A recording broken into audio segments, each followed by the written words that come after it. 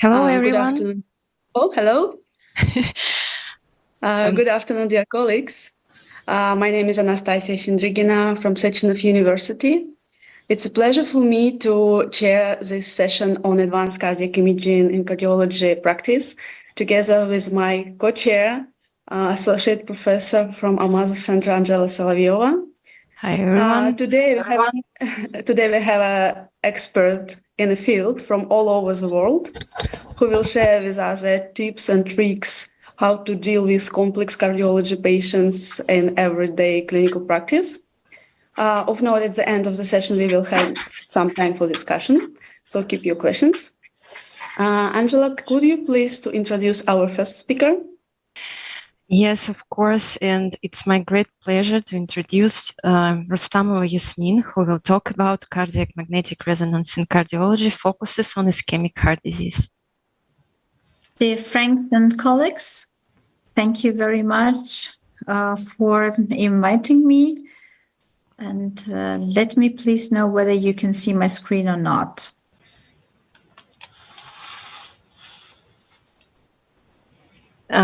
We see that you started sharing. Yes, now we see, and you can start. Okay, is that okay? Yes, perfect. Very good.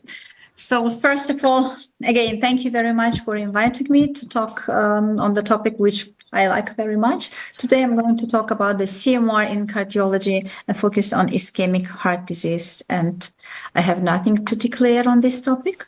So sometimes I will try to do my presentation very close to the everyday clinical practice. And sometimes the question of the life is not actually to be or not to be, but revasc or not revasc, especially when we see the patient with very reduced ejection fraction and sometimes some valvular pathology like these patients. Like this patient, for example, we can see the mitral and tricuspid regurgitation. So first of all, we have to, as always in the life, we have to have the answer to question, why should we revascularize the patients and what are the physiological targets of that? Whether viability is important or not, what do we know? Whether the viability is the way to improve prognosis or not? Of course, when we have ischemic heart failure patients, our first question is to get rid of the symptoms, to get rid of symptoms of angina and heart failure, as well as to make the better prognosis for this patient, reducing the survival, reducing the heart failure hospitalization and make the survival longer. So, but we have to always think about the risk and benefits balance in the revascularization. When we talk about the success in revasc, it's not only the coronary anatomy, which is very important, but also the functional revascularization. It's really very important. And in this question, the left ventricle ejection fraction, the presence of ischemia, the viability test and comorbidities are really very important. So in the center of the HFrEF patient, we always have the reduced ejection fraction. And by getting rid of ischemia, by reducing the ischemia and making the left ventricle remodeling in a positive way, we have to make the better survival with a better quality of life. This is what we actually expect of the patient. But what is the physiological target of revasc?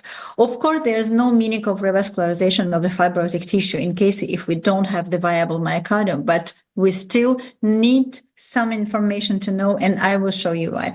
Because the the ESC guidelines on myocardial vascularization says that with the class of recommendation 1, level of evidence B, that with patients with a severe left ventricle dysfunction should be revascularized, of course, with some kind of suitable coronary artery disease, etc. And the coronary artery bypass graft is the favors than the PCI, because the CABG is the class of recommendation 1, whether the PCI is the class of recommendation 2A.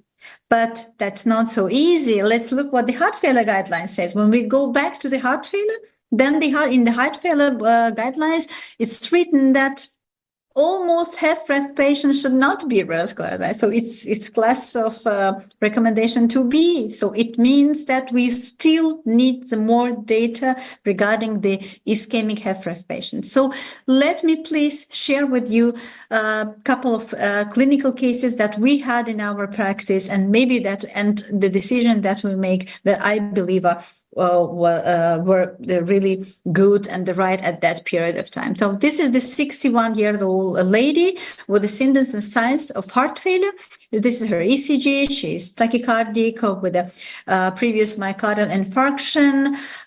She has ischemic a little bit here in ST segments, heart failure symptoms of class 3. She's diabetic. On echo, she had a dilated left ventricle with a severe depressed ejection fraction of 25. She has a wall motion abnormalities on the anterior and as well as in inferior wall. She has mild to moderate mitral regurgitation, and in coronary angiography, she had a multivessel disease with a syntax score of 27. There's no doubts that this patient actually should be revascularized with the favors of coronary artery bypass graft. She has a depressed left ventricle ejection fraction. She's diabetic. She had anatomical and technical aspects like a syntax score of 27. But of course, these kind of patients are always very risky patients. So let's look what the CMR gave us. Here, as you see the images, this is the cine images with the SSFP. You can see the dilated left ventricle, dilated left atria. Of course, these images are not suitable for the regurgitation evaluation. But anyway, we can see that here is the mild to moderate mitral regurgitation. On the post-contrast images, we see the very good black myocardium. That means that the mostly part of myocardium is actually viable. Here is the short axis view of the same patient with the enteroceptal, infraceptal, subendocardial fibrotic tissue. That means that the transmurality index is low, and her ejection fraction was calculated on MR as a 16, and infarct size. It means that the fibrotic tissue were just above the 4%. That means that we decided that this patient needs to be full anatomical revascularization, of course, with the coronary artery bypass graft, as her ejection fraction was a 16, but mostly myocardium were viable. And in the 1-year control, we have the almost normal left ventricle with a positive remodeling. So actually, that is the point where the expectations were met. Second case, we have the 55-year-old man, again with the signs and symptoms of heart failure with the previous myocardial infarction. This is his ECG. He has a kind of wide QRS complexes with a 140 milliseconds and a depressed ejection fraction of 20. He had a global he had hypokinesia. He had mild to moderate mitral regurgitation with a multivessel disease with a total occlusion of left circumflex artery. This is what the CMR images gave us. So dilated left ventricle, dilated left atria, mitral tricuspid regurgitation with the akinesia of inferior and inferior lateral wall. Then the post-contrast images showed the absolutely transmural scar in the inferior and inferior lateral wall from the 2-chamber and 3-chamber view. So again, that means that the ejection fraction of 18 of left ventricle and 10 of right ventricle, that means that that patient probably will be a very severe, risky patient for the revascularization. So what we actually decided, just to remind you, that this patient had a total occlusion of the left circumflex artery. So to send these patients to coronary artery bypass graft without any mitral valve replacement, that will be no meaning to that patient, because that will be again the reason of the symptoms of the heart failure symptoms. But just to make the mitral valve replacement in patients with a so severely depressed left ventricle, that doesn't look very positive. So what we actually decided, to make the functional revascularization of that myocardium that was assessed as a viable. Of course, the optimal medical therapy with the ICD to primary prevention of sudden cardiac death. third case of the 54-year-old woman with, again, with the sign of symptoms of heart failure. This is her ECG. Depressed with ejection fraction of 35, with a wall motion abnormalities, with more or less a little bit dilated left atria and moderate mitral regurgitation. This is how her cora looks like. So she had a multivessel disease. And again, because of the mitral regurgitation and because ejection fraction was actually depressed, and 25% of left ventricle ejection fraction. So we thought that that patient with no edema, so she has no any acute processes.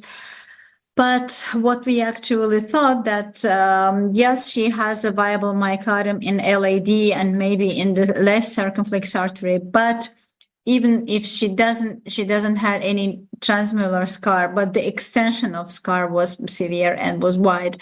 And again, she had a moderate to severe mitral regurgitation. So we thought that this patient would be, again, very risky for intervention, whether we talk about the coronary artery bypass graft or PCI. So what we decided to do is to go, by the way, with the guideline with optimal medical therapy and the ICD for the primary prevention. And I follow up this patient of more than 2 years. She's okay just for the moment. Also without any revascularization.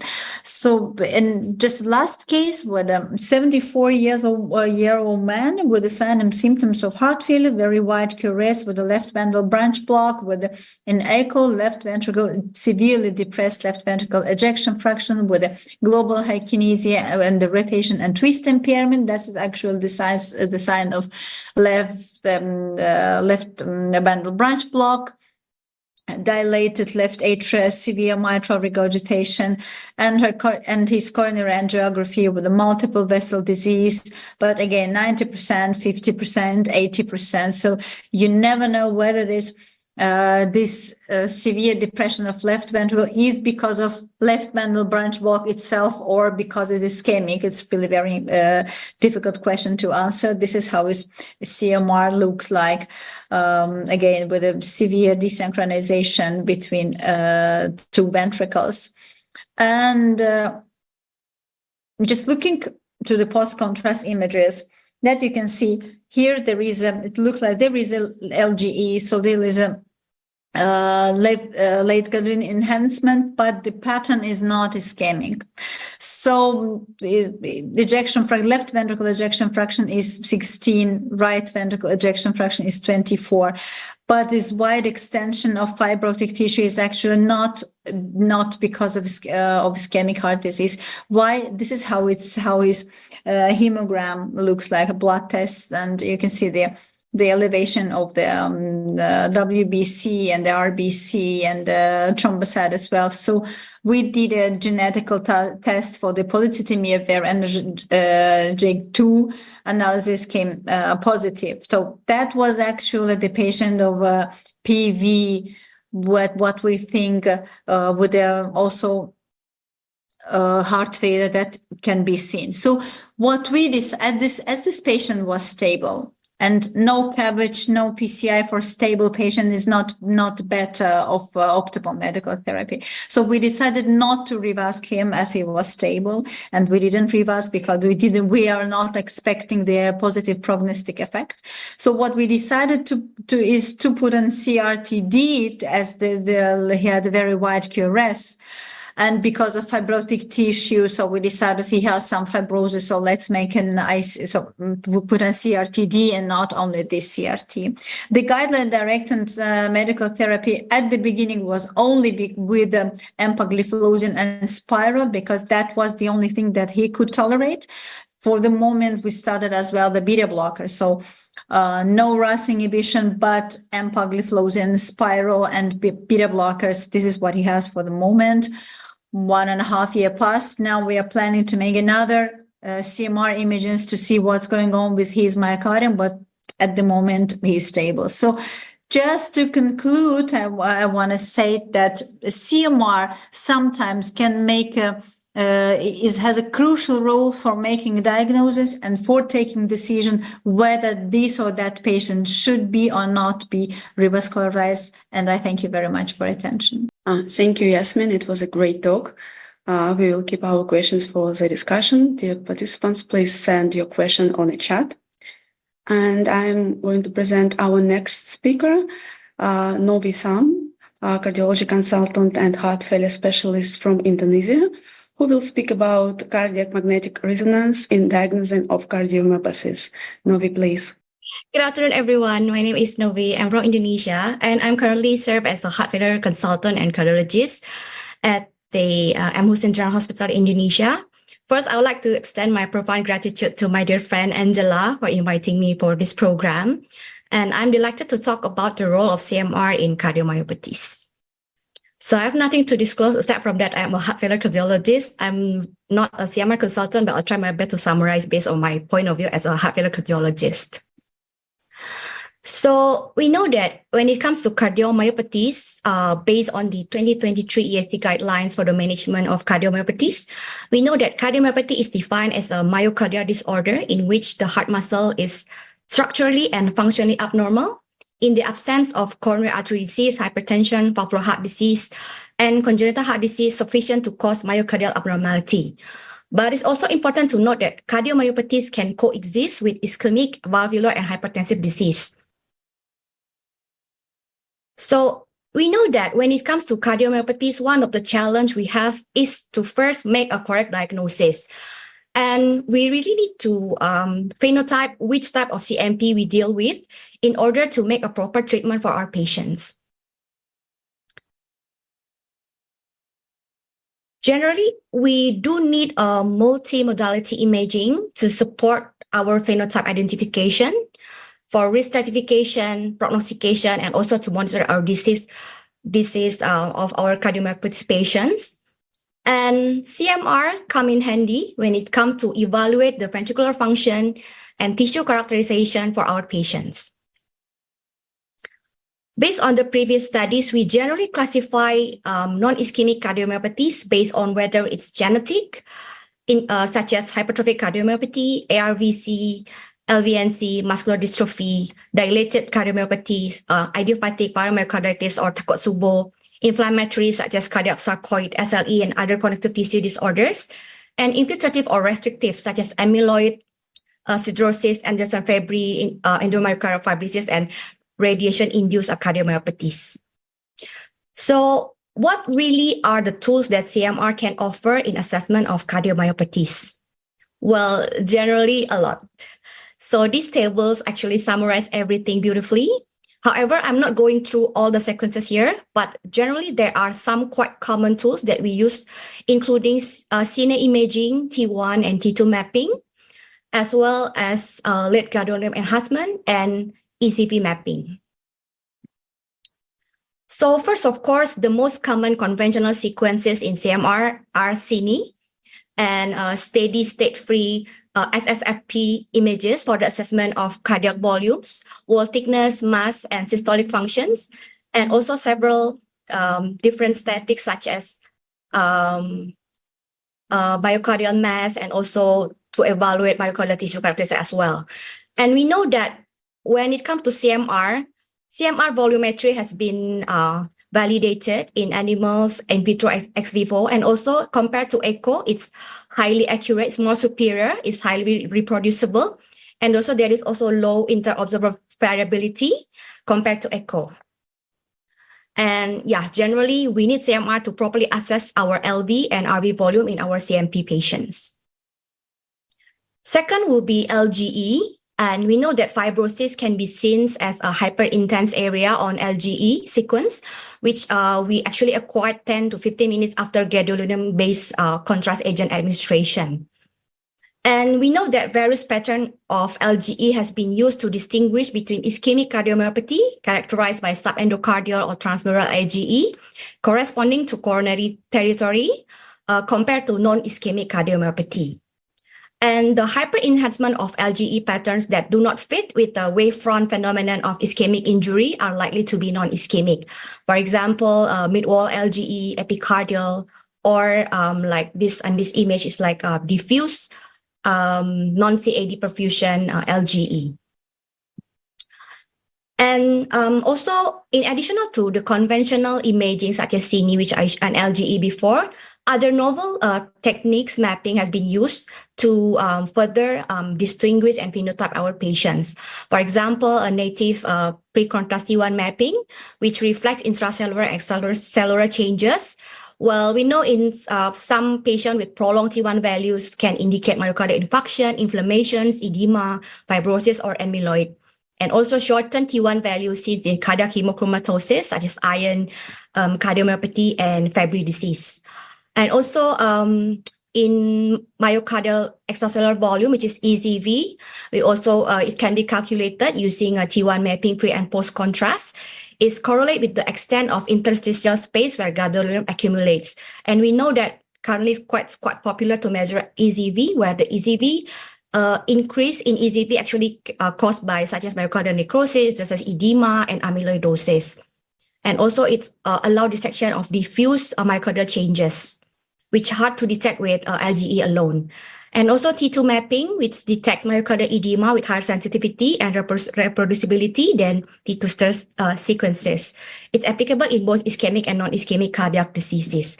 And lastly, a T2 star mapping, which is valuable for detecting and quantifying myocardial iron deposits, such as in myocardial hemorrhage or hemochromatosis.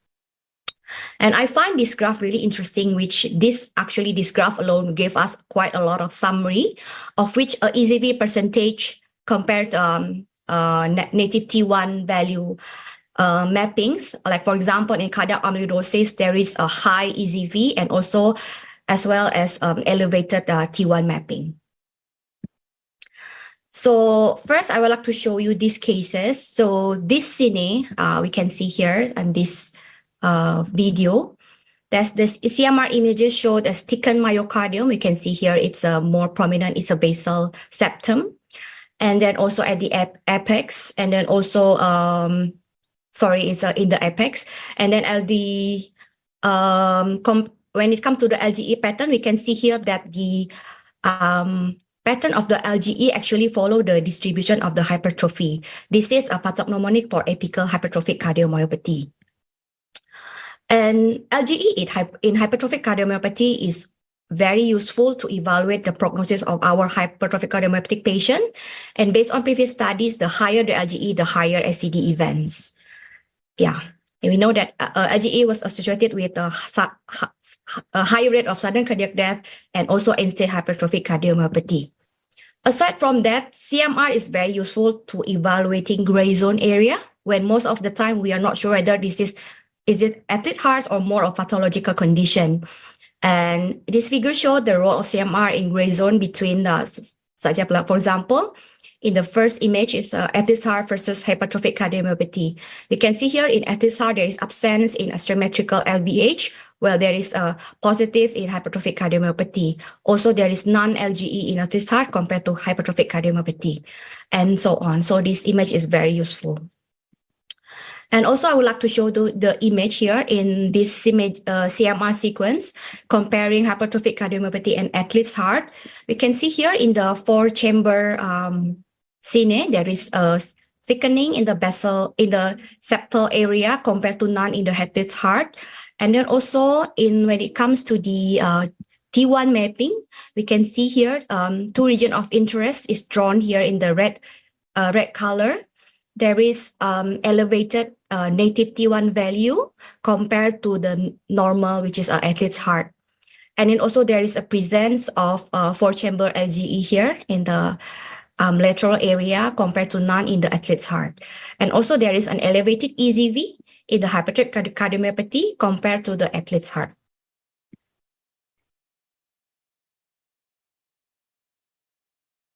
Okay, so we know that in arrhythmogenic cardiomyopathy, genetically it is determined that is when the heart muscle disease, the heart muscle was replaced by a fibrofatty myocardial replacement, and is associated with malignant ventricular arrhythmia, and it can involve both right and left, not just right, although more common in right. And then the role of CMR actually for a non-invasive tool for detecting the morpho-functional abnormalities, and we use the Padua criteria, but I will more focus on the CMR criteria here. We can see here that the major and minor criteria. There by MRI, there will be regional RV akinesia. We can see here that in the RV contractility is not well compared to the also compared to the LV. And then and also if there is a dysynchrony of RV contraction, and also there is an additional one of the following, like for example in here there is a ratio of RV and diastolic volume to BSA more than equal to 110 milliliter per meter square for male and more than equal to 100 milliliter per meter square in female. And then also there is, if there's RV ejection fraction less than equal to 40%. So it's again, CMR is very useful here to quantify the RV ejection fraction. And this is the flow chart to diagnose arrhythmogenic ventricular cardiomyopathy. As I mentioned you before, we use some criteria. So if there is more than one major or minor morpho-functional and or structural IVD criteria, then we proceed. And if there is also more than equal to 1 to minor, then involve the LV, then it's only ARVC. But if also there's both RV and LV, then it could consider as a biventricular arrhythmogenic ventricular cardiomyopathy. So ACMR is very useful for that. And then also for this image, I would like to show you, it's a very interesting case. So in this scene, we could see here there is an increased wall thickness in the basal septum in short axis view, and then also here in the anterolateral area. And then also in the long axis as well, you can see here there is an increase in the basal septum thick wall thickness and also in the lateral area. And we compare this to the LGE pattern. One of the strength of MRI, actually, we could pair this CINI with the LGE, and we could see the several area of the hyper enhancement, which is basal septum, apical lateral wall, and also RV. All area there is an increased wall thickness show LGE hyper enhancement. And we also perform T2 weighted imaging as well in this patient. And we can see here there is some increase in T2 signals in the area of the increased wall thickness, suggesting that there is some acute process. However, this study published in Circulation show that cardiac sarcoidosis can have several types of LGE pattern. And there is no specific pattern on LGE on CMR that is diagnostic for cardiac sarcoid. Usually it is patchy and multifocal with sparing of the endocardial border. However, LGE is most commonly seen in basal segment, particularly septum and lateral wall. Also, transmural involvement can occur, and RV free wall may also be involved in some cases. And diagnosis of cardiac sarcoids requires histologic evidence of myocardial and extracardiac finding of non-caseating granuloma by biopsy.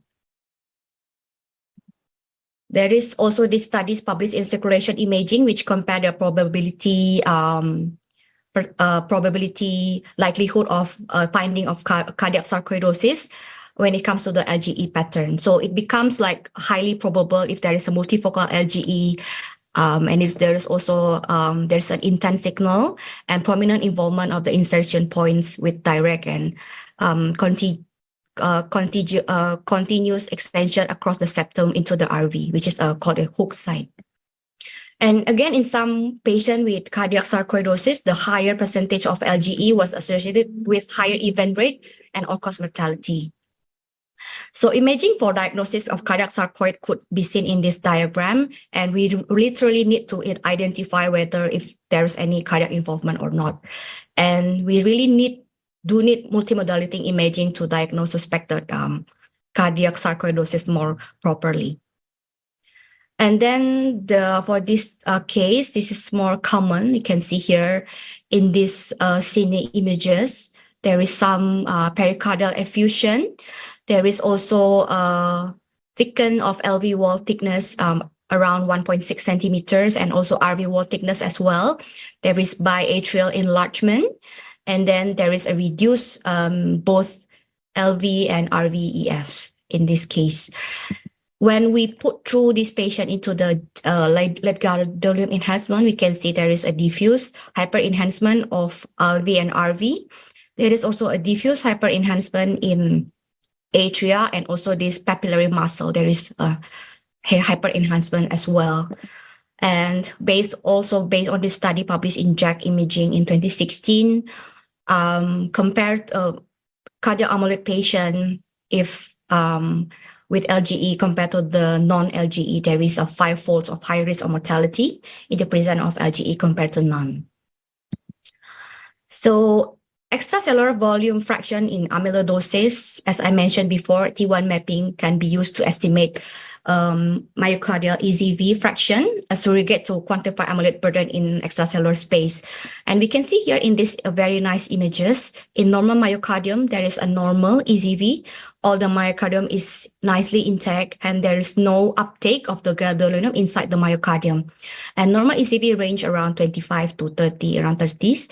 And then in amyloid heart disease, in the right side, there is an infiltration on amyloid deposit inside the myocardium, contributing to the expansion of the extracellular volume. Also, this translate as the thickened myocardium. And this expansion of the EZV also contributed to the higher uptake of the gadolinium inside the myocardium. So these images summarize the use of CMR, where the findings of LGE actually can provide some kind of clue to which phenotype of our cardiomyopathic patients. As I mentioned before, ischemic usually a subendocardial infarct, and it's correlated to the flow of the coronary artery, while the non-ischemic can be a mid-wall, epicardial, and also global, such as global is, as I showed the previous picture, can be seen in amyloidosis and systemic sclerosis and other kind of disease. And mid-wall LGE can be seen in such as idiopathic dilated CMP, cardiac sarcoid, Anderson fibri, hypertrophic cardiomyopathy, which correlate with the thickened myocardium. And epicardial generally can be seen in Anderson fibri and cardiac sarcoid. Also, the ESC guidelines provide quite a nice summary to specific disease to be considered with some kind of MRI findings. So here we can see as post-lateral LGE and concentric LVH, low native T1 can correlate with the Anderson fibri disease. So a lot of type of phenotype of CMP is summarized nicely in this table. And generally, I hope you can see, although this graph can be quite small. So yeah, and this provide quite a summary as well. LGE, if we provide a CMR, we do CMR, we see if there's an LGE or not. If there is negative LGE, can be, probably Takotsubo or stress cardiomyopathy, tachycardia induced, while positive LGE can be anything such as like amyloid, sarcoid, and so on. So for take-home messages, we know that CMR provide a lot of information, starting from providing us with the gold standard of LV, EF, and RV function, or also ischemic versus non-ischemic. And the tissue characterization via CMR, LGE, and T1 mapping will aid us in diagnosis, prognosis, and therapeutic management. I think that's all. Thank you very much. Thank you, dear Novi, for your great talk, showing us the broad spectrum of cardiomyopathies and showing us how extremely useful might be CMR in managing of these patients. And I'm really grateful to introduce our next speaker. All questions we will discuss at the end of the session. And our next speaker is Maria Sokolskaya from Russia, from Center of Cardiovascular Surgery. Maria, we see now your slides. Do you hear me? Yes, thank you. Okay.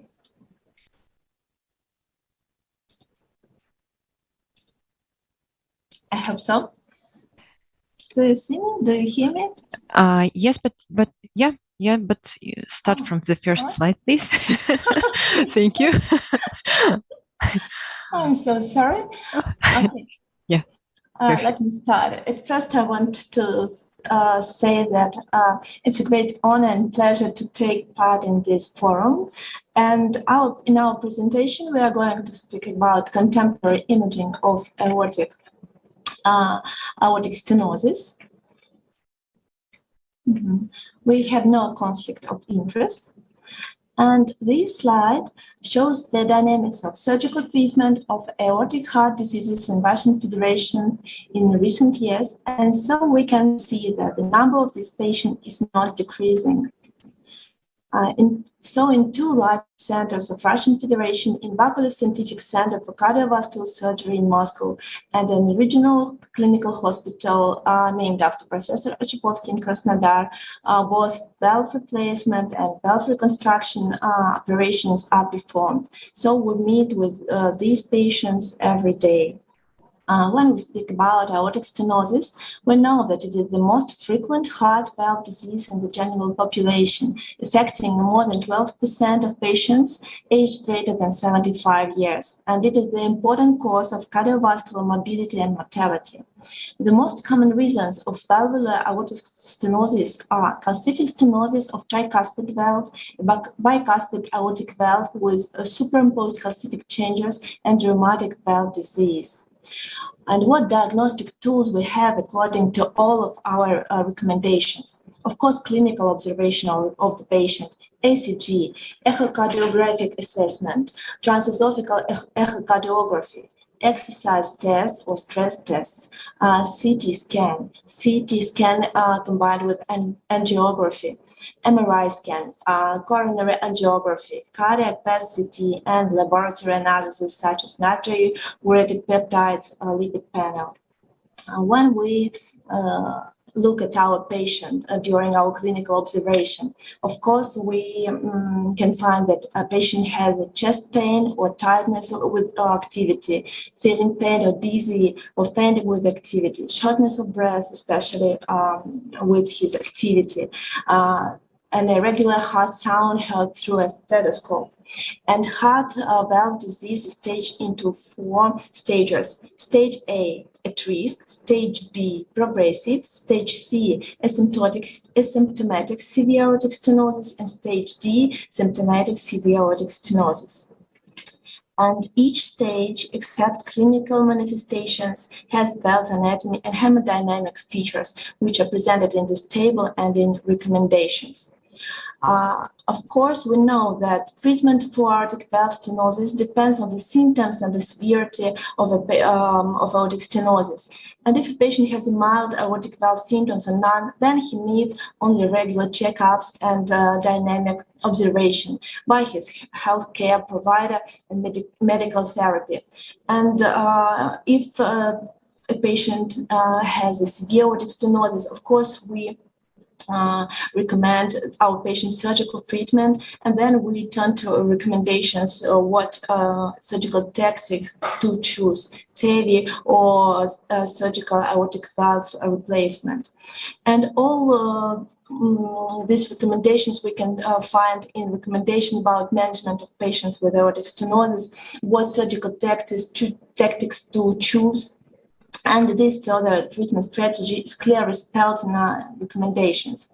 And then, at first, we have to diagnose severe aortic stenosis in our patients, and then echocardiography is key to confirming the diagnosis and severity of these disease.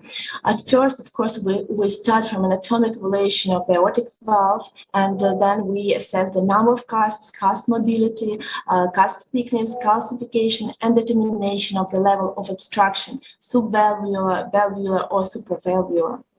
The primary hemodynamic parameters recommended for clinical evaluation of aortic stenosis severity are aortic stenosis peak jet velocity, mean transvalvular pressure gradient, and aortic valve area. Of course, there are a lot of other measures of stenosis severity that could be obtained by Doppler echocardiography that are presented at the slide. And we pay special attention at simplified continuity equation, at VTI ratio, velocity ratio, and AVA. Of course, during our echocardiography assessment, we exclude aortic regurgitation, mitral regurgitation, mitral stenosis, dilatation of the ascending aorta, and arterial hypertension.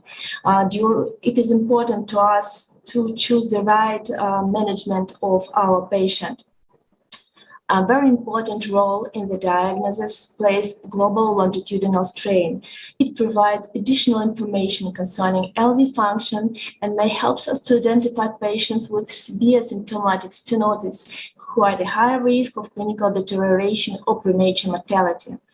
GLS is a sensitive marker of subclinical hypertrophy-mediated LV dysfunction and quantifies LV functional recovery following intervention.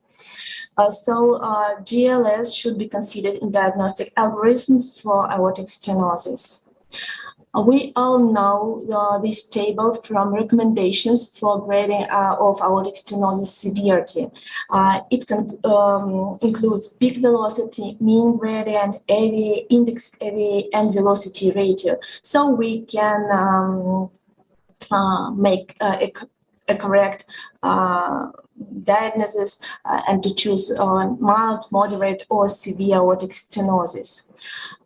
And we all know that there are special subgroups in this group of patients: low flow, low gradient aortic stenosis with reduced ejection fraction, low flow, low gradient aortic stenosis with preserved ejection fraction, and normal flow, low gradient aortic stenosis with preserved ejection fraction.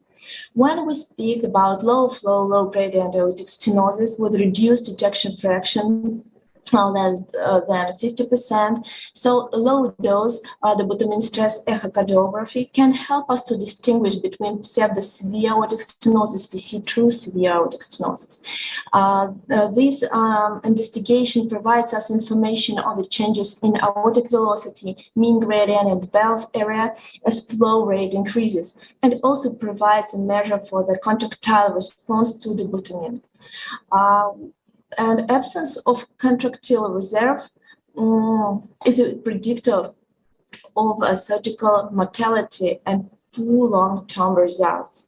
The protocol of low-dose dobutamine is presented at the slide, so it is used in clinical practice. When we speak about low flow, low gradient aortic stenosis with preserved ejection fraction more than 50%, it is important to exclude measurement errors, severe hypertension during examination, and clinically moderate aortic stenosis in a patient with a small body size. At the slide, we can see the criteria that increase the likelihood of severe aortic stenosis in patients with AVA less than 1 and mean gradient less than 40 in the patients with preserved ejection fraction. Clinical criteria, qualitative imaging data, quantitative imaging data, Doppler technique, and calcium score by CT. When we speak about patients with normal flow, low gradient aortic stenosis with preserved ejection fraction, so these patients should be carefully followed and reevaluated, particularly when they are symptomatic. So this group of patients must be treated by their cardiologist very attentively. And so when we speak about classification of aortic stenosis in patients with a valve area less than 1, further classification based on combination of velocity of transvalvular SV and LV ejection fraction is recommended. To choose high gradient or VC low gradient, normal flow, VC low flow, preserved ejection fraction, or VC reduced ejection fraction, less than 50%. And of course, we know that there are some echocardiographic predictors of symptom development and adverse outcomes in aortic stenosis. They are presented at this slide. And the main of them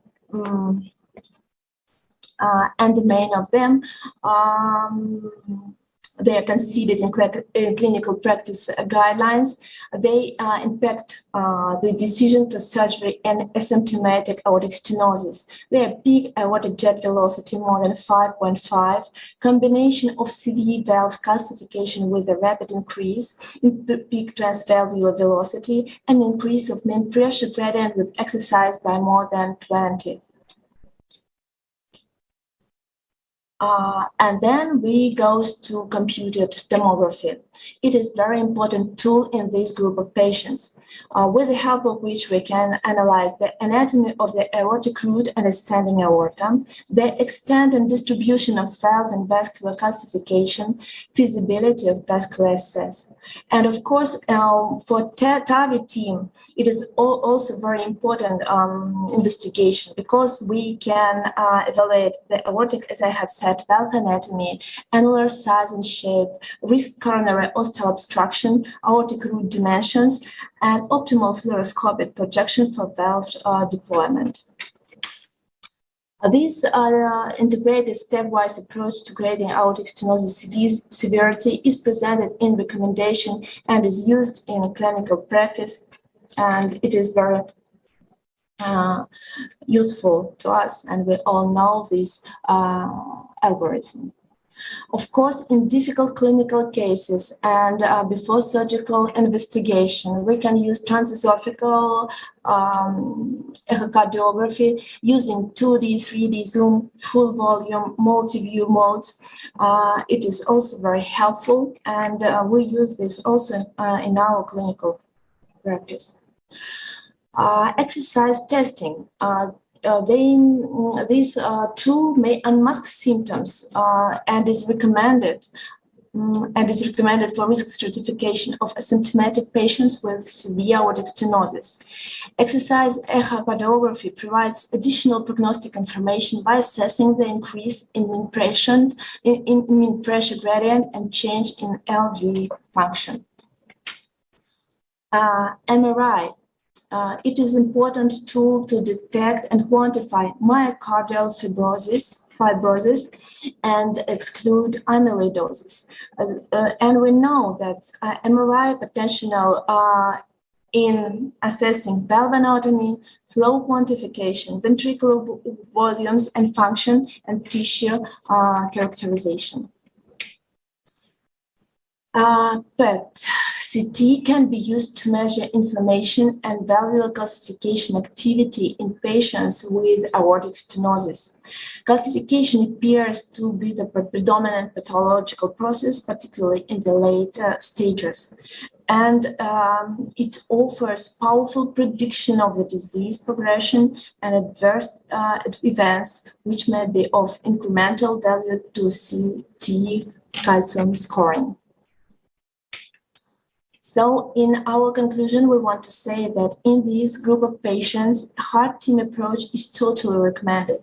So don't be competitive, be complementary, so we can make a right decision to our patients with aortic stenosis.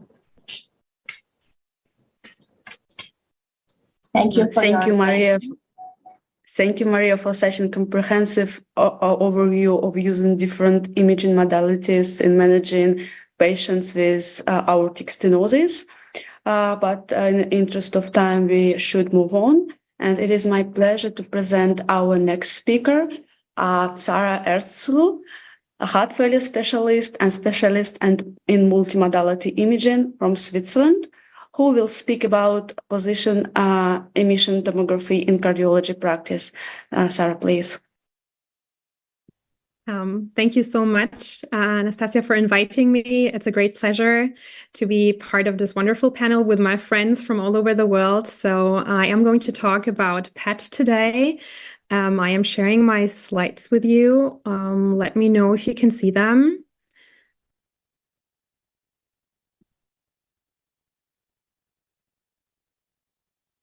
Yes, we can see that. Okay, wonderful.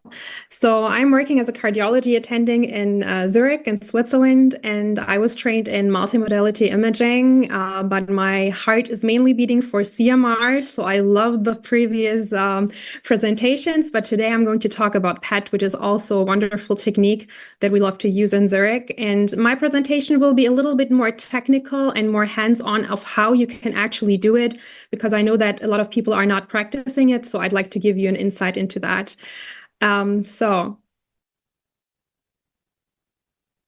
So why multimodality imaging? As my previous talkers already said, there are different questions that we can answer with the different modalities. As you can see, spatial resolution of MRI, we can't beat it. It's 1 millimeter. So it's wonderful for cardiomyopathies. But when it comes to the question of perfusion and ischemia and scars, MRI and PET are in a way competitive. The range of PET is around 2 to 4 millimeters when it comes to spatial resolution. But when we're looking at its specificity and sensitivity in detecting ischemia, it's really, really good compared to other modalities. PET and CMR are quite comparable. But we have to note that when you're looking for ischemia, it's always important to first understand what is your pretest probability in your patient. If it is low, the recommendation is to rather do a CT. If it's in the intermediate range, PET and MRI are wonderful techniques. And if you're going to the higher probability, you have to go straight to cath. And this is what the data show. So this is the very first question we have to ask ourselves. We should not do imaging because we have the device. We should do the imaging that is good for the patient and will give us the best information on the patient, because we don't want to have false positive or false negative results. So how does cardiac PET actually work? So first of all, patient preparation is key. In our institution, we tell patients to fast for 6 hours, not to smoke for 4 hours, and not to have any caffeine beverages for 12 hours. Otherwise, we might really compromise the results of this rather expensive scan that we're doing. Then we need to inject a radioactive tracer into the patient. And the main two most frequently used are rubidium and nitrogen ammonia. In our institution, we used to mainly work with ammonia. Now we're also doing rubidium. It really depends on your facility, which one you're using. Both of these tracers are very well studied. They're FDA approved, and there's a lot of data out there. But there are also other tracers that used to be used before or are rather new, which is oxygen and fluoripidase, that I'm not going to talk about. I'm going to talk about the two ones that I'm familiar with myself and that we're working with. So let's go to the radionuclide tracers. I don't know how many of you actually know much about this. I have to do some reading on it as well to go into the nitty-gritty. So as you can see here, this is a retention model. I'm going to explain it to you for my two tracers, nitrogen and rubidium. As you can see here, nitrogen has a half-life of nearly 10 minutes, rubidium of 76 seconds. This is a main difference that also is important for how we're going to use it. And there's also a different extraction rate of the tracer when we do the scan, which is around 80%, which is quite high for nitrogen. And for rubidium, it's 60%. And then there is one more factor there. It is about... No, it got stuck. Sorry. Got stuck. It is about where you're getting this tracer from. If you're using nitrogen, you need to have a cyclotron on site that you can do where you're producing it. If you're working with rubidium, you can commercially purchase it, and then you can store it for 4 to 8 weeks. So this is a main factor on why you're using it. So we have a cyclotron on site, and we are buying rubidium as well. So let's compare these. In nuclear medicine, the decay, let's go back to physics, is important. Let's compare these two different tracers with this slide here. As you can see, rubidium, I told you it has a very short half-life. And because it has a very short half-life, we have to administer way more substance to saturate the detector and to be able to detect everything. So this is an example of 1,600 megabecquerel. And for nitrogen, we can use way less.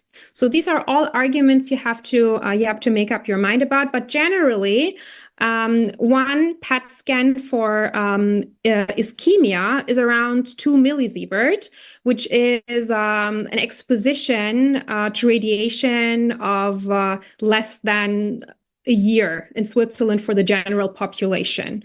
So although it's radiation, it's not that high for such an important question. So to keep that in mind. So let's go further. So we put in the tracer, the patient's blood has been saturated with it. Now we need to detect this. How are we going to do this? So the radio tracer emits positrons that interact with free electrons in the myocardium. Then there is like a positron-electron annihilation reaction that is going on. And this emits a pair of photons that we call gamma rays at a degree of 180 degrees. And then the whole thing is detected by a gamma camera. So we know we need a gamma camera to detect this. Then let's go to actually what we're going to talk about, myocardial perfusion imaging. It is the gold standard if we want to have an absolute quantification of myocardial blood flow. But I have to say, CMR is also doing very well, but now we're talking about PET, so it's not a competition. So we have to do stress testing. There's the option of doing physical stress or vasodilator stress. In our institution, we are practicing both, but we do way more vasodilator. And the options on hand are adenosine, regadenoson, and dobutamine. These are the ones that we're using in our institution. Some other institutions are also using dipyridamole. I'm going to give you a little bit details on the next slide on this.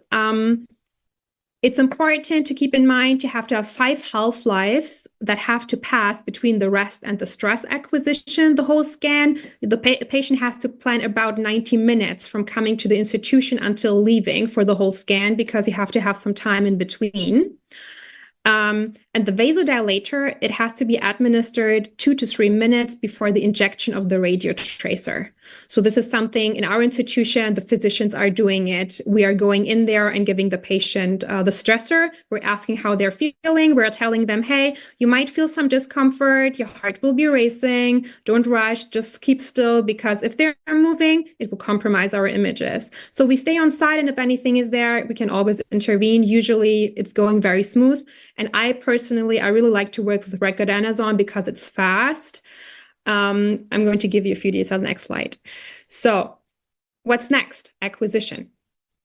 First, we have the static acquisition that will show us the regional uptake images. These are the colorful images that all of you know. Then we have a dynamic acquisition where we can quantify the myocardial blood flow. And the third one, now the cardiology heart is coming in, it's ECG gated, and we can give you information on ventricular function as well. So adenosine, there's a protocol if you like and can share that with you. And then there is regadenoson.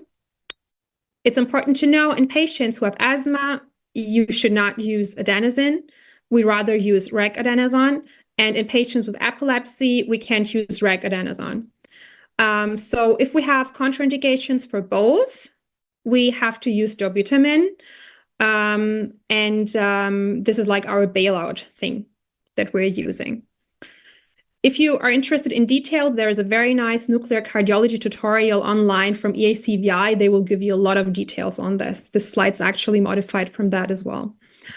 So as a cardiologist, we all know the 17-segment model of the AHA. We're also using that when we are evaluating the heart with cardiac PET. And we can do a semi-quantitative assessment from 0 to 4 for each segment, 0 having no defect and 4 having no perfusion, so maximum state of defect. Now, this is an image of a normal cardiac PET scan with very high quality. This is what we want to see if we want to exclude ischemia or any scars. What we can do here now is give each segment a score from 0 to 4. Ideally, it's going to be all fine, no ischemia. And then we can have a summed differential score that the machine will calculate for us. It's all automated. The only thing that you have to do, you have to modify the images so you can actually evaluate the thing that you want to evaluate.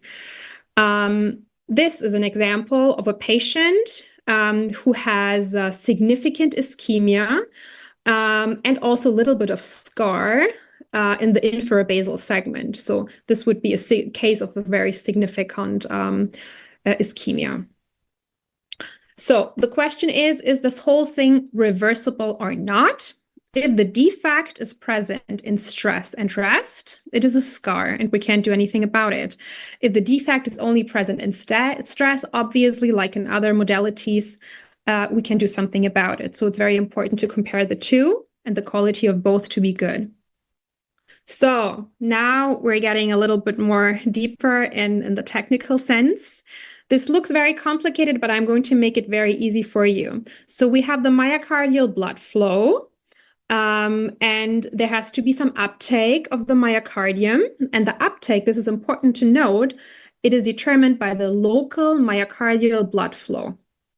So this means if there is high myocardial blood flow, for example, in a patient with hypertension, it can be higher than the usual, there will be less extraction and less retention, and the images will be less colorful. This may confound our results. This is why it's very important that the perfusion images, this is the last thing on the bottom, the pictures that you're getting when you're asking for a report, they are normalized to regions of greatest retention, so you get a percentage. That's what you want to have. So it's always important to, when you get all the images, you have to look for the ones that are normalized, that are standardized. So that's a very important point here. So let's go to the report that you're getting and what you want to know. You want to know what is the perfusion defect. You want to have a percentage, hands-on. Is it small, medium, or large? If we're going to our guidelines, we're saying revascularization over 10% ischemia is significant. I'm not going down to the discussion of ischemia trial and stitch and all that. I'm just stating 10% is significant and revascularization should be considered. This information we can give you very well with PET. Then we have the myocardial flow reserve. The number to keep in mind here is 2 milliliters per minute per gram. It has a very high negative predictive value for exclusion of high-risk coronary artery disease. If your value, however, is less than 1.5, it is a higher risk situation for relevant coronary artery disease, and a lot of studies have shown it's associated with MACE. So this is very outcome relevant data. Then there is a little bit of a more complex situation, but very important as well. Your value for myocardial flow reserve is less than 1.5, and your blood flow is also less than 1.5 in a territory that has no perfusion on your images. This is very, very significant for suspecting flow-limiting disease. So you should really go to cath and look into these coronaries if there's something that you can do. So there are different values out there for myocardial blood flow. It really depends on various factors, but what you consider normal is around 1.7 to 2.3. Last thing, I told you we can evaluate the left ventricular ejection fraction. We have the gated images, the ECG gated ones. So we get a left ventricular ejection fraction for stress and one for rest. And then we can do the left ventricular ejection fraction reserve calculation. And also very simple numbers here. If it's less than 5%, high predictive value for severe coronary artery disease. If it's more than 5%, so you get a higher ejection fraction in stress, which you want, which you need, you can rule out severe coronary artery disease. So you have all these different puzzles you can put together in your report to get a very good information on your patient. So last complicated slide, I'm going to make it easy. This is a very nice slide that's recently been published by JACC Cardiovascular Imaging on microvascular function. They talked about a classical type and endogenous type for microvascular dysfunction. You can discuss if you want to label things like that, but I just want to point out to you what is normal and what is not normal. So we're going to do this now. So if your myocardial flow reserve is normal, so look on the left side where it says classical, and your stress and your rest myocardial flow is normal, this sounds pretty normal, right? So if the values are good, it's normal. But what happens if your myocardial flow reserve is normal, although your stress and rest values are both low? What about that? Tricky, right? It gives you a normal flow reserve. So this is something that is also considered normal in the clinical context. This is usually something that happens when a patient is hypertensive. So a heart failure patient, for example, or a young lady who gets this scan for whatever reason. So this is something, because we're doing a ratio, the absolute values don't count here. This is why you need to put together all the puzzles here. Now, let's move on to what is not normal. So look on the left bottom again. If your flow reserve is reduced because your stress flow is reduced, this is the most classical type of where we suspect diffuse coronary artery disease. However, it can also be co-founded by hypertension, dyslipidemia, and various other factors like HCM. This is like with all other imaging modalities. If we suspect a coronary artery disease, we have a pathological descent, the next thing we do is do a cath. So this is not explicitly diagnostic for CAD. Then there is another rather pathological pattern where you have a reduced myocardial flow reserve because the rest of blood flow is increased. This could also be diffuse or mild coronary artery disease. It can also be non-pathological in the conditions of hypertension, high heart rate, obesity, anxiety. So these factors go in here too. I think on the bottom line, what you should take from this slide is you can't only go on the myocardial flow reserve. This is an additional thing. You have your plots where you see the perfusion and rest and stress, and then you also have the other factors. So myocardial flow reserve is not something that you can look at singular. It's an additional factor in your puzzle. So that's very important to keep in mind. So finally, what Zurich is pretty famous for is hybrid imaging. We love to do a PET, and sometimes we also do a coronary CT in these patients, or had these before, and then we can go on and merge everything. And ideally, if everything goes together, we have a significant lesion in the coronary CT, and then we have a perfusion deficit exactly in that region, and we can put it together and place it. I'd say we do it like maybe 20% of our patients if this is required, but this is like something very advanced that is not explicitly necessary, but you can do it, and it's good to know that this is possible. And sometimes it can really help if you have a patient with bypasses, very complex anatomy, you can use this. So I'm going to close my presentation with this. I have a few more slides if there's any questions on anything else PET related. And I thank you very much for your attention. Thank you, Sara. Fantastic talk highlighting for us very practical aspects of PET perfusion imaging and everyday practice. Thank you very much. And now it's my great pleasure to present our next speaker, Parveen Kumar, specialist in multimodality imaging from United Kingdom.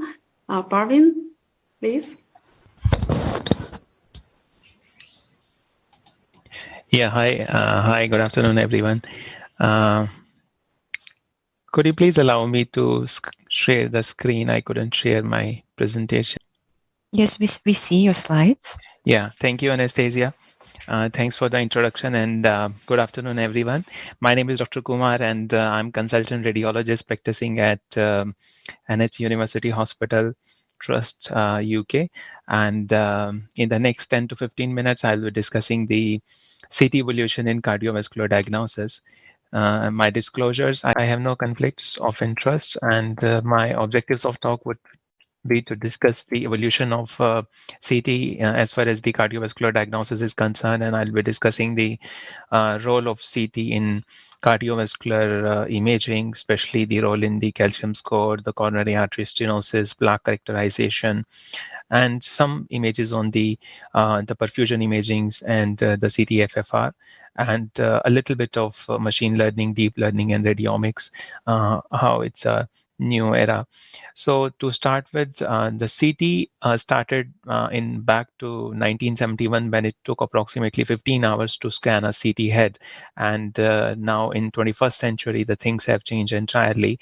And if you look on the right-hand side on the top image, so this was the original non-invasive imaging of the cardiac structure 15 years back in 1973, when Zeret and Strauss used radioactive potassium injections to trace the myocardial perfusion in patient in rest and more importantly following exercise. So from 1973 to 2024, the entire thing has changed in the imaging. So similarly, if we look at the evolution of the scientific articles on cardiovascular imaging, so initially it was the echocardiography, which was all over the place, and you see there is a sharp incline in the number of the paper published on echocardiography in various journals. But around 2000, so there is a sharp rise in the role of CT as well as MRI as well. So is the number of the scientific papers coming into various journals. So where is the window of opportunity for cardiovascular CT? We know that atherosclerosis is the main cause of mortality and morbidity in the Western world, and more than 5 million myocardial infarctions and death from the coronary artery disease every year happen in the United States alone. And if we look at some statistics, although it's a very old statistics, but 1.5 million diagnostic invasive coronary angiograms, that too, like 20 years back, it was performed, and with a complication rate of 3.6% and the peri-procedure mortality of 0.1%. So if the scenario changes from the non-invasive, the invasive to non-invasive CT coronary angiography, so definitely there is a reduce in the number of complications and the morbidity and the mortality associated with the procedure, as well as the annual expense of approximately 9 billion. And although the ICA is a gold standard, but it is limited because especially in case of the plaques which are not associated with luminal stenosis, and ICA also lacks the ability to characterize the plaque. For example, some vulnerable plaque, which I will discuss in the subsequent slides, which are more prone for rupture, thrombosis, occlusion, which ultimately leads to myocardial infarctions. And as far as the functional imaging is concerned, the functional information, we know that the echo and the cardiac MRI, no doubt the best imaging modalities. But again, if we are concerned about the coronary artery imaging, so both the modalities lack utilities. So CT is a complete modality which provides information on structure as well as the function. So few slides on the history of the cardiac CT, how it started. So 1970, I told you, and there was a spark, important shift in the way of medicine and radiology. And within 4 years, we have a generation of different step and shoot non-helical conventional CT scanners. And slowly the thing moved to from the most disadvantage, the disadvantage of step and shoot non-helical CT was lack of both temporal resolution as well as the spatial resolution, which is very important as far as the cardiac CT is concerned. In 1976, first of all, the Alfidi et al. Published their work on the effect of biological motion of CT, and to credit the investigations, they predicted if we can scan an ultra short scan times images become available, the detection of akinetic or dyskinetic myocardium could be possible. And year after that, Harrell et al. Laid down the foundation for the current techniques of CT image reconstructions by using the retrospective ECG gated with landmark study on stop motion CT image data, reconstruction with ECG characterization, and then came this electron beam CT, and the whole data as far as today till date of the calcium score is concerned, most of the studies were validated on this electron beam CT, and later come the role of development of the slip ring technology, and which make a quantum leap in terms of scanning speed and volumetric coverage, and with rotation times of 0.8 seconds and partial scan time of 0.5 seconds, along with the 1 to 1.5 longitudinal resolution, it became a key investigation method. And to further add to it, when the multiple rows of detector came into the picture in mid-1990, then it made possible to image the heart and coronary arteries in sub-second, sub-millimetric, high resolution, breath hold, and volumetric scanning with retrospective ECG gating. And on the right-hand side, we can see how the technology has moved, and how the images, the quality of the images have, as far as the spatial resolution is concerned, have dramatically changed overnight. So this trend, the slice war, like from 4, 6, 8, 16 slice CT, and from 16 slice CT to 128 slide scanner, the spatial resolution has improved from 0.5 to 0.4 millimeter, and with 320 slice it is 0.35, and 648 is 0.17 millimeter, which is absolutely fantastic. So now coming to the role of cardiac CT, so I would be discussing some the guidelines and the clinical aspects. First of all, the cardiac CT for the triage. We all know that the triage of chest pain patients in emergency departments always remains challenging, and CT angiography is a rapid diagnostic test that has the unique ability to non-invasively and accurately detect the significant stenosis. And there are multiple studies which have proven and validated this fact, and the most important is the ROMICAT trial, which was a first large single center study, which included 368 patients with negative initial biomarkers and non-ischemic ECG with low to intermediate likelihood of ACS, and of whom 31 patients were ultimately diagnosed with ACS. And the main conclusion from the study was that the absence of plaque on cardiac CT safely exclude ACS. So this is most important point. The negative predictive value of CT is very important. The sensitivity is 100%, and study shows an excellent non-predictive value, 98%, of significant stenosis for exclusion of ACS. But the positive predictive value was quite less. And to add this, multiple other trials like CT STAT trial, ECRIN-PA trial, and CT COMPARE trial all validated the safety and economical impact of the cardiac CT compared with the usual care for the patient presenting to emergency with suspicion of ACS. And collectively, these trials recruited more than 3,000 patients in academic centers and more than 5 patients in large tertiary academic Australian hospitals. And the patients, especially with low to intermediate risk for acute coronary syndromes, and we can see the major conclusions from all the studies, like for CT STATs trial, 50% reduction in the time to diagnosis compared with MPI, and the cost of care was like 38% lower compared to the standard methods. And for the ECRIN-PA, so for the patients with low to intermediate patient probability, CT allows to safely expedite the discharge from the emergency department. And likewise, the result from the CT COMPARE, the overall diagnostic performance improved compared to isolated EKG and other methods, as well as early discharge and the length of stay in the hospital. So what are the guidelines for the use of the cardiac CT in emergency department? So according to the American Health Guidelines, in low-risk patients with chest pain, coronary CT angiography can result in more rapid, more effective diagnosis than the stress myocardial perfusion imaging.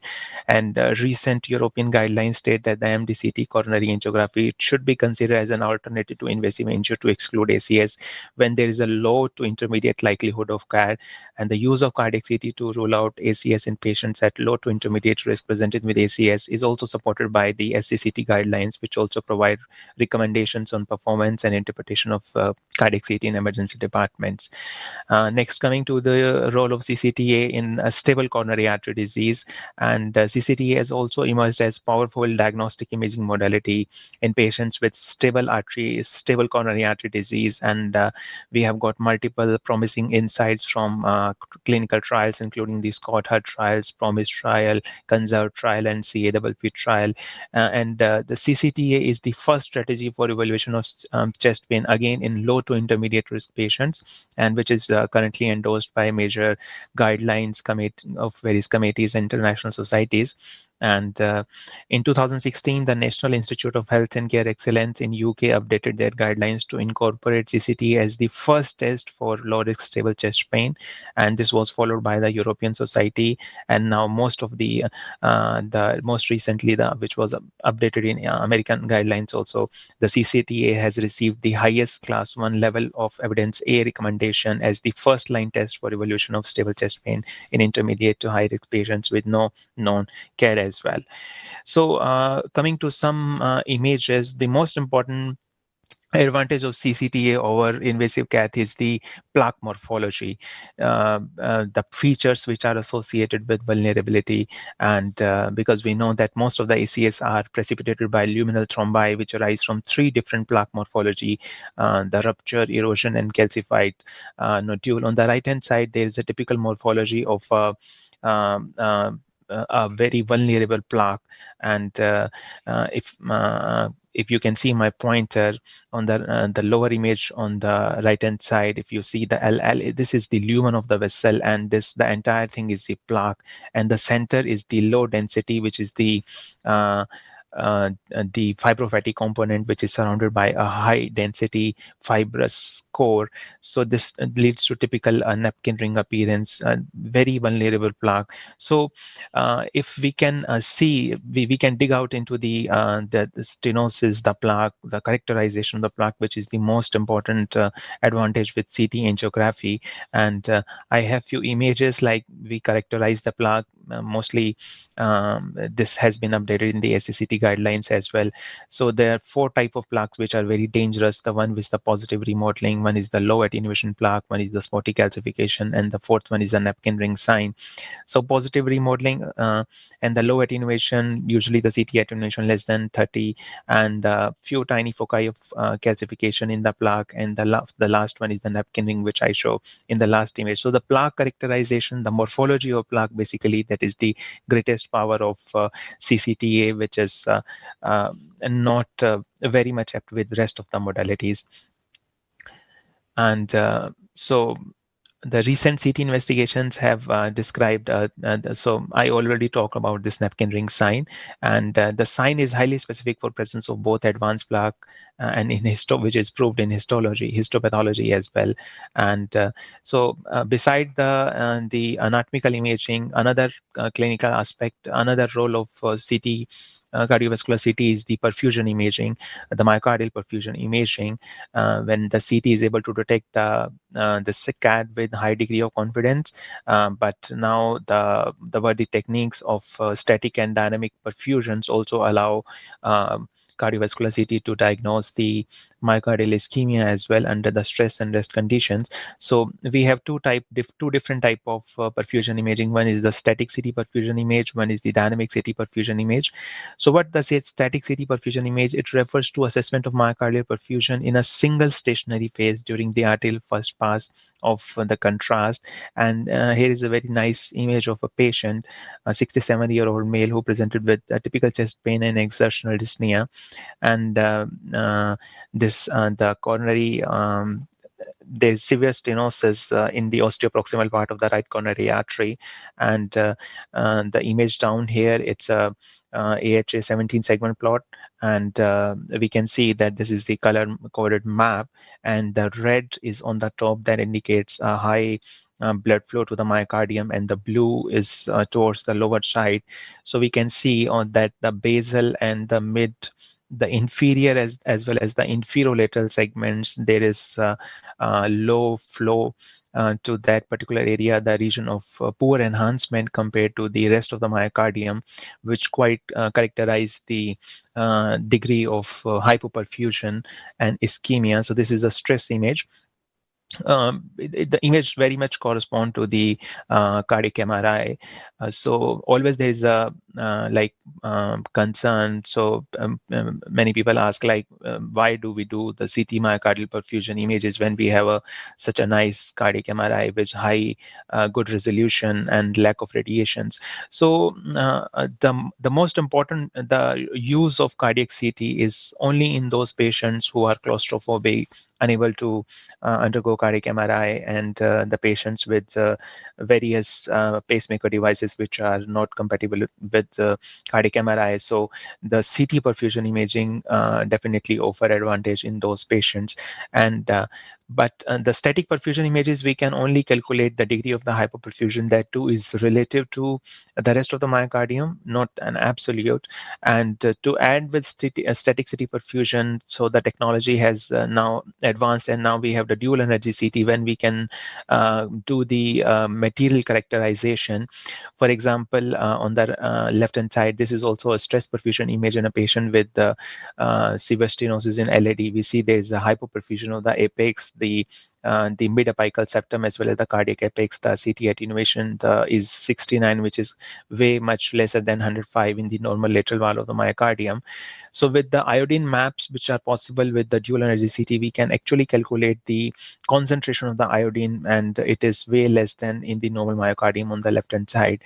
So it provides more of a quantitative data, like the degree of hypoperfusion, which is there, and we can have an estimate about the degree of hypoperfusion. And so these are the images of normal ischemic and the infarcted patients. So these all are the grayscale maps and the iodine maps, and we can see for the rest as well as the stress images in the normal patient, there is not much of a difference. For ischemia, there is a huge difference between the rest and the stress images of the iodine concentration, and infarcted patients, it's low on both rest as well as the stress images. Another technique is the dynamic CT perfusion.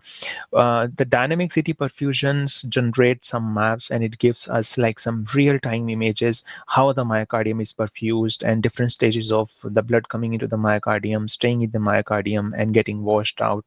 So it relies on acquisition of multiple consecutive phases at the contrast polars transits the myocardium, and it enables the calculation of quantitative hemodynamic parameters. And on the right side, these are the nice images of another patient, 63-year-old diabetic patient who has multiple cardiovascular risk factors and presented with acute chest pain. So there is severe stenosis in the proximal part of LAD, and when we see the perfusion maps, so again on the right hand side, the top image is the myocardial blood flow, and the bottom image is myocardial blood volume. So this the dynamic CT myocardial perfusion allows us to generate these different kinds of maps, and again, the blue represents the lower perfusion, and in the bottom image, the yellow represents lower perfusion compared to the red one, as there is a severe stenosis in the proximal LAD. So we do expect hypoperfusion in the apical, anterior, and into anteroseptal segments. And so it allows more data, and like the myocardial blood flow, myocardial blood volume, and various the time attenuation curves. For example, on the bottom side, if we see there the time attenuation curve for 3 different myocardiums, and the bottom line, the orange line, is for the inferior wall, and the mid one, the white line, is for the normal myocardium. So basically how the myocardium is perfused, and whether it is infarcted, whether it is ischemic, or whether it is a normal myocardium, we have different kind of time attenuation curves, and which can help us to make a diagnosis. Another important interesting case of 3 different patients. The first A and B are the same patients with severe stenosis in LAD and LCX. We do expect some ischemia in apical segments and in the lateral wall. And the patient number C, again, severe stenosis in LAD, and we expect some degree of hypoperfusion in the anterior as well as the anteroseptal segment. And the next patient is the D patient. There is a stent in the LAD, and we see there is a severe stenosis in the osteoproximal part of first diagonal branch. And that's why there is a single segment of hypoperfusion in the mid anterolateral wall for this one diagonal branch. So the myocardial perfusion imaging has also been validated in different trials, and the first evidence of CT perfusion applied in the evaluation of patients with ACP, and the sub-analysis of the ROMICAT trial one showed the sensitivity of ACC increased from the 77 to obstructive care to 90% with addition of the rest CT perfusion, and another meta-analysis of Tex et al. Showed that the CT perfusion has similar performance to MR and the PET, and it performs better than SPECT and echo in detecting the hemodynamically significant CAD as compared with FFR as well. The strength of CT perfusion are higher submillimetric spatial resolution with respect to SPECT, which permits the detection of small subendocardial perfusion defects in addition to accuracy for detecting signs of old scar as well as like myocardial thinning, calcification, and the lipomatous metaplasia. So the next important use is the CT-FFR. CT-FFR is an exciting development in evaluation of ischemic heart disease. It also offers a non-invasive diagnostic strategy to identify functional significant stenotic lesion in order to distinguish between patients who safely avoid ICA and those patients who require the revascularization. And as we all know, the invasive FFR, a gold standard with cutoff of FFR less than 0.8 or equal to 0.8. CT-FFR led to an improvement of cardiac CT accuracy with marked increase in specificity.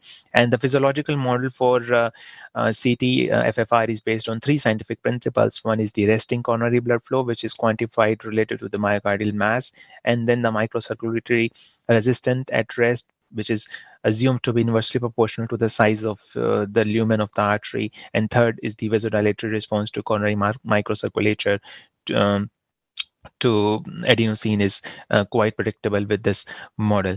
And so this is another image of a patient with severe stenosis in mid-LAD, and the distally the FFR is 0.43, which indicates that the lesion is hemodynamically significant and patient need revascularization. And there is one more stenosis in the OM branch here on the proximal part, and the flow down is the CT-FFR value below distal to that stenotic lesion is 0.75. That also it's a hemodynamically significant lesion. Another images of patients with stent in the proximal LAD, which appears occluded, and the CT perfusion image, we can see that there is a perfusion defect. It appears hypodense as compared to the rest of the myocardium, and so is the value of CT-FFR distal to the lesion 0.64. All the images like multimodality images confirms that it's definitely a hemodynamically significant lesion. Patient needs revascularization. So CT-FFR is also, although it's a relatively recent development, but the three major prospective multicentric trials, the Discover Flow trial, Defector trial, and NXT trials have demonstrated encouraging results.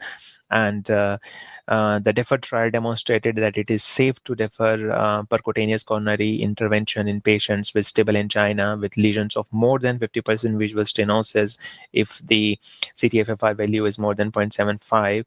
And the platform trial also showed the use of combined coronary CT and FFR CT resulted in a reduction of the incidence of catheter angiography, showing non-obstructive disease by 83%. And it is important, the follow-up of 1 year demonstrated lower health care cost for those patients who underwent through CT-FFR procedure prior to an ICA.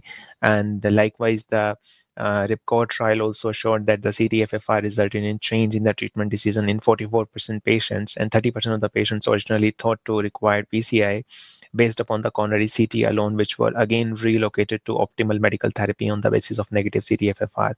And another important technique, another important tool is the pericoronary fat attenuation, which is in developing stages. And the pericoronary fat attenuation, we all know that the coronary artery inflammation inhibits the adipogenesis in the adjacent perivascular fat. And it's a novel imaging biomarker, the perivascular fat attenuation, which captures the coronary inflammation by mapping the spatial changes of the perivascular fat attenuation on the coronary computer tomographic angiography. angiography. And if it is high, the high perivascular fat attenuation index more than minus 70 HU is an indicator of increased cardiac mortality, and therefore could guide early targeted primary prevention and intensive secondary prevention in the patients. And so these are the images. So the periarticular region, it depends on the different software. Sometimes it is 3 mm or the 5 mm. And the software calculates the CT attenuation of the fat, and the yellow is the normal fat and the red is the inflamed fat. So if the values are more than 0.70, so that means there is more of a necrotic core volume and fibrofatty volume, which is positively associated with the high risk of cardiovascular events, and which needs more targeted primary prevention and intensive secondary prevention. So these all are the basic the uses of cardiovascular CT. However, it is not limited to the coronary CT angiography. There are wide applications in patients with congenital anomalous origin of coronary arteries, in patients with TAVI, and in patients with various vascular malformations, the congenital, as well as in the patients with various the inherited cardiovascular diseases and the structural heart problems. But I have kept it limited to mainly the assessment of the coronary as far as the ischemia imaging is concerned. So another important aspect is the artificial intelligence.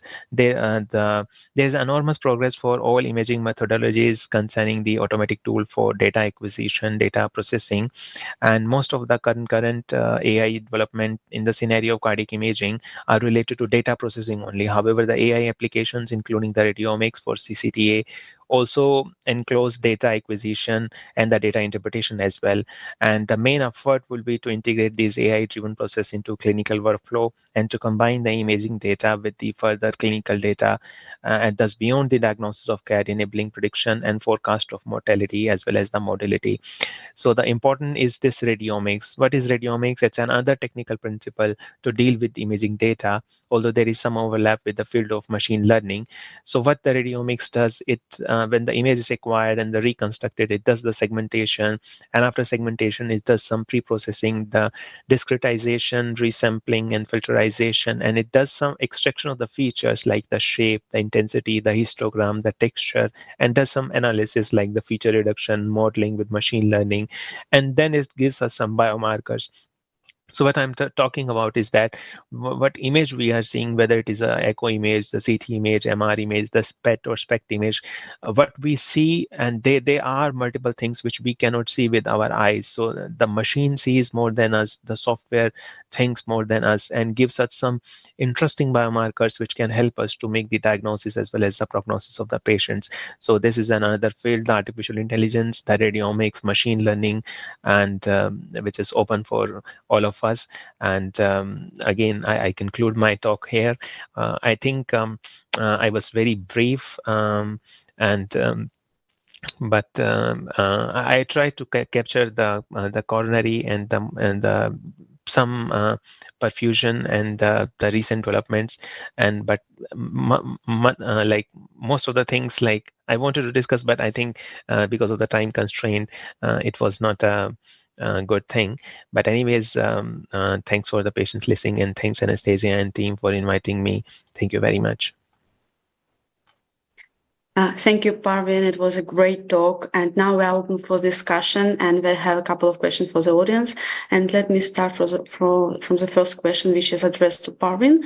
I do agree it was fascinating to get to know that the now CT scanning is used for assessment dynamic perfusion, given the short scanning time of it's probably very important. And I was wondering how far we are from using this technique in everyday clinical practice. You mean the CT perfusion, huh? Yes. Yeah, so the CT perfusion, the images, we can get the comparable images like the cardiac MRI. The only thing, the resolution, and the most important point which I want to discuss here, if somebody asks me, when you have MRI, so why do you go for the CT when there is so much radiation, especially with the dynamic CT, the radiation is way higher. So there are only two category of the patients right now which we go when we go for the CT perfusion. One, if the patient is so claustrophobic, cannot go for the MRI, and the second, if there are some pacemaker devices which are not compatible with MRI. So I think these two are the prime indications when CT offers advantage over cardiac MRI for the perfusion imaging. Thank you. And we also have the question from the audience, which is addressed to our speakers who give a talk on CMR.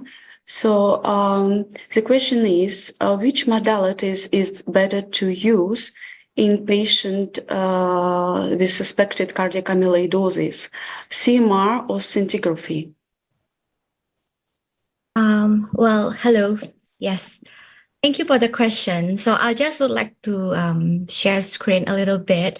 So I would like to show this algorithm to make it easier. Okay. Hold on.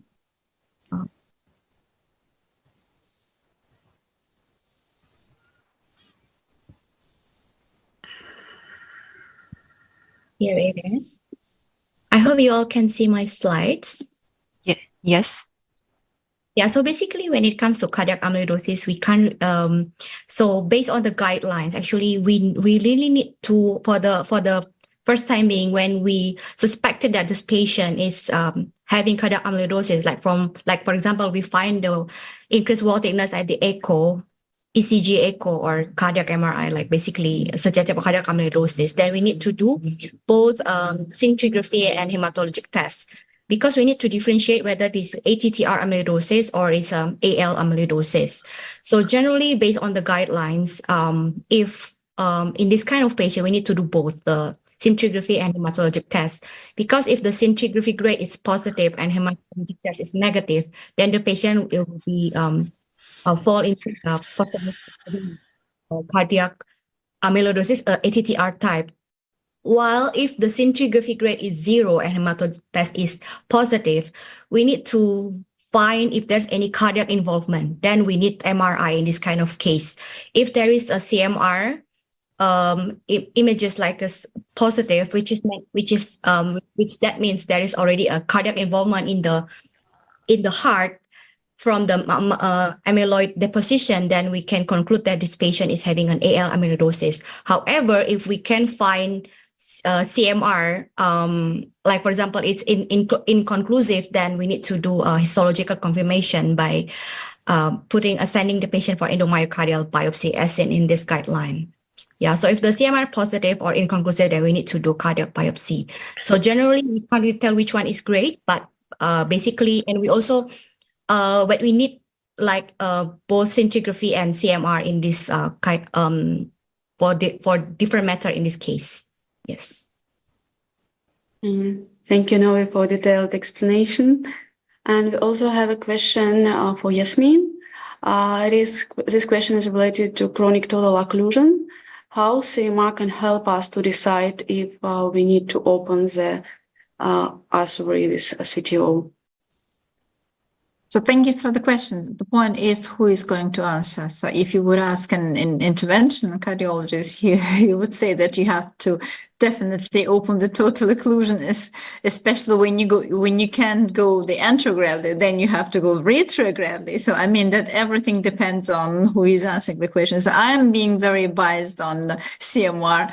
So I would say that for me, it's very important, not only the anatomical part of view, as well as functional part of view. So in case if you have a total occlusion and the viable myocardium, for example, when the ejection fraction is normal, etc., when these coronary artery actually fulfill itself retrogradly, and maybe there even an ejection fraction is normal, there's no need to open this CTO.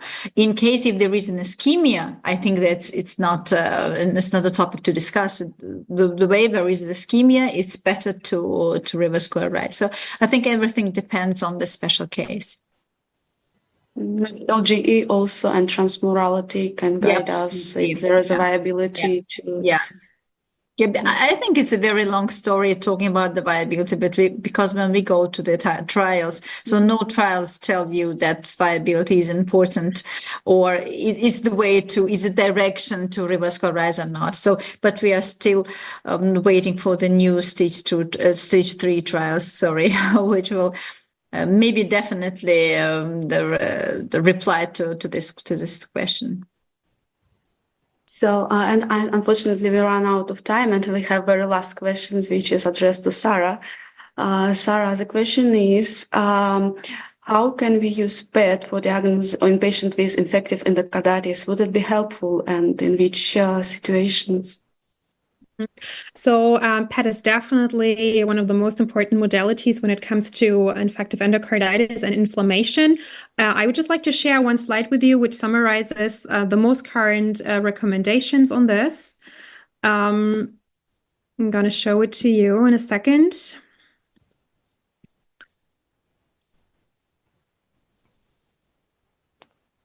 Sorry, this is not opening up. Let's make this bigger.